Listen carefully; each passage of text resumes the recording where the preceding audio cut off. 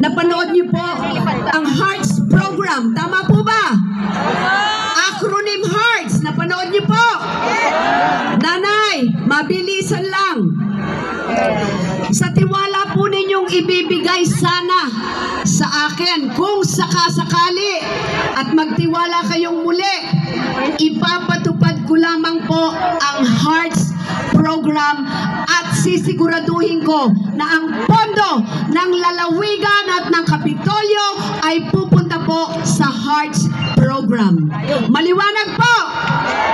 Para alam nyo kung saan pupunta ang pera at pondo ng lalawigan, ito po ay sa HEARTS program. Acronym po yun, HEARTS. H stands for health. Paayos na naman natin uli ang district hospitals. Pwede ho ba? Kailangan hong maayos uli at malagyan ng gamot ang ating mga district hospitals. At siguraduhin din po na mayroon kahit papaanong doktor na titingin naman sa mga mangangailangan ng tulong pangkalusugan. Tama po ba? Ang IPO ay para sa education. Nanay, malaking punto rin ang budget. Pupunta po sa edukasyon. Sadya.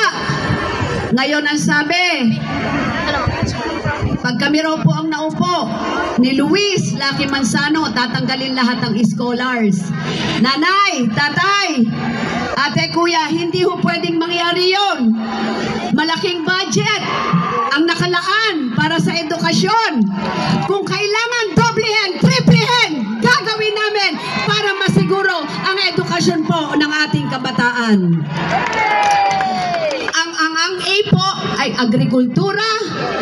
Malaki pa rin po ang agricultural na ating programa para po sa lalawigan ng Batangas.